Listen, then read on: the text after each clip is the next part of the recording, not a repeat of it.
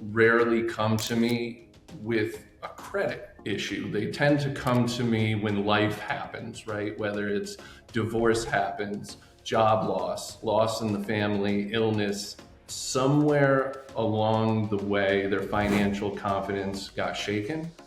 Right. So what I love doing is really helping people move forward beyond those crises. And you and I are very aligned in this, right? Because I think that when it comes to financials, education is first. I think that the reason so many people avoid the financial conversations until it's not too late, but it's like so far down the path, is because they're terrified, right? To be wrong. They're terrified to feel stupid. Tends to be the biggest guard to have to drop, right? The biggest obstacle to overcome is the fear, right? And so many people, I think, have this misconception that your credit score is kind of a reflection of your character. And I Right. think it's really important to separate the difference. It's, your credit score is a chapter of the story. It doesn't have to be the title.